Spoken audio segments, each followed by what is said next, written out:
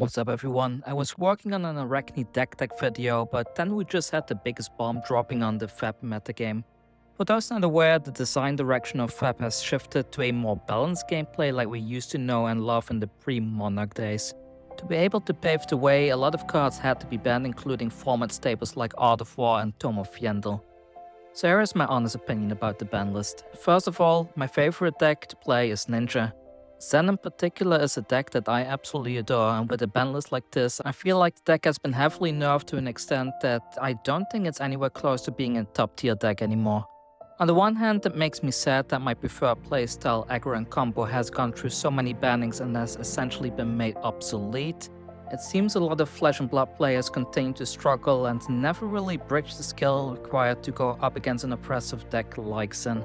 So I'm happy that LSS took action. They took away the power cards, mainly Art of War, which by the way I have been saying that it should get banned for well over a year now. It leaves a bit of a hole for go-wide aggro strategies that are not brutes or mechanologists, but I'm sure that LSS no longer needs to design around Art of War now, so I expect there to be some strong standalone cards in the future.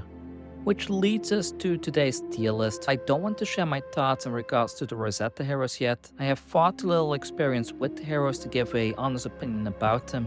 The way things are shaping up though, I do expect that Florian will likely be one of the better heroes among them, but I'll cover why in a future video. So the tier list today is going to be the current meta point of view, and I'll do another video once the new set has released. First of all, the biggest winner this ban list are likely Dorinthia and Arakni. With Go White Sen out of the way, both of these heroes are going to be shifting up in viability quite a bit. I don't think Arakni is going to be able to go toe-to-toe with Illusionist though, so I still have it listed rather low on my tier list, but it's moving up in viability and it might start seeing play in some tournaments in the near future as well. Dorinthia on the other hand is a hero that I expect to become one of the top heroes in Flesh and Blood. Without Zen, Dorinthia has an extremely high win rate against the majority of the heroes in the metagame. Being able to snowball in a design space where everyone else is forced to play fair is extremely good, especially when you can spike turns with a timely Twinning Blade to shift the flow of battle into your favor. Even against decks like Victor, the deck is quite remarkable. Talking about snowballing effects, Enigma is going to be in a similar spot, being able to build up a board state with far less interruption and being able to prey on decks like Nuke going forward.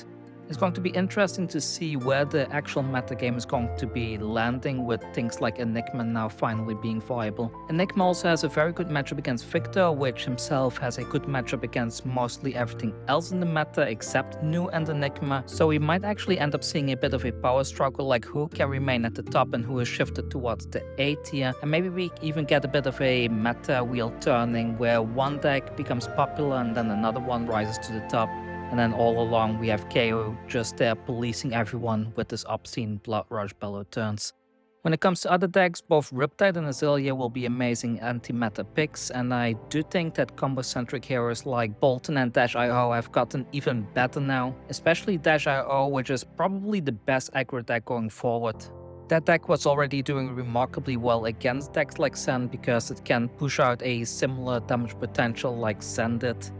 Prism does poorly into KO, Dorinthia and Victor, hence I do think that it will land around the A tier, but I think it's one of those heroes where player skill matters and can turn those unfavorable matchups into somewhat favorable ones. So we need to wait and see if somebody can crack the code for Prism. I think a lot of people are slowly cracking the hero as is, so we might actually see it in some top competitive play in the future. We just seen Uzuri win a Pro Tour because the deck is very good against Zen, but with Zen out of the way, the meta is going to shift in a way that I do think Uzuri will be around the A tier, be a good deck against a lot of decks like Dorinthia, KO and Victor, and it still has a 50-50 matchup into Enigma and Nu. So we do need to wait and see what the rest of the meta is going to be looking like, because there might be people pivoting into Kasai and Dash.io, and I don't think Uzuri has a particularly good matchup against those. I do think Uzuri is a good comfort pick though for anyone not knowing what hero to go to in the upcoming meta, and I do think it will continue to do decently well into Rosetta.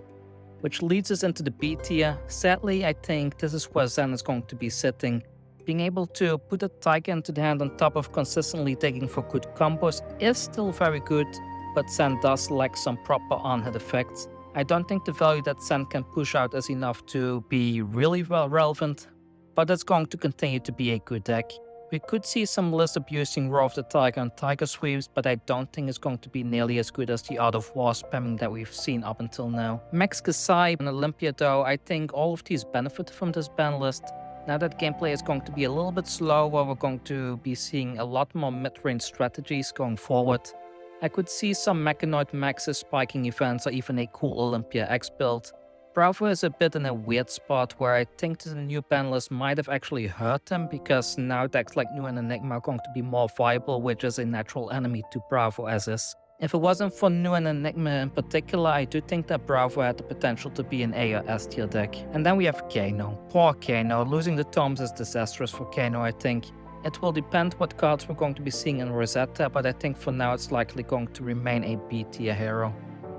OG Dash and Levia, I'm not sure about these. I put them in the C tier, but they could be higher up.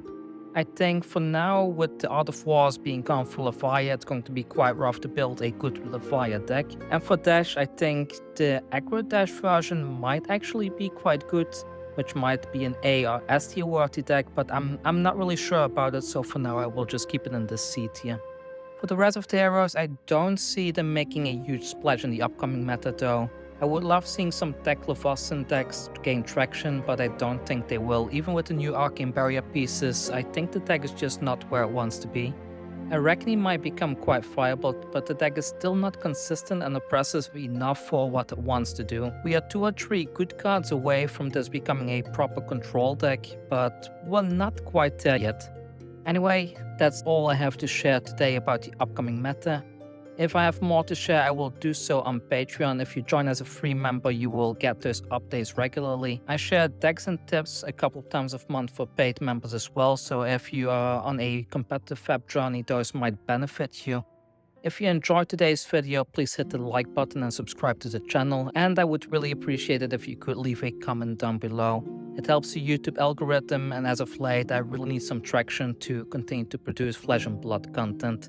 If you like Star Wars Unlimited though, I'm covering that game over on my other channel, youtube.com/KuganaGaming, so do check that out, and I am working on several decks for that game as well, alongside the Flesh and Blood ones for this channel.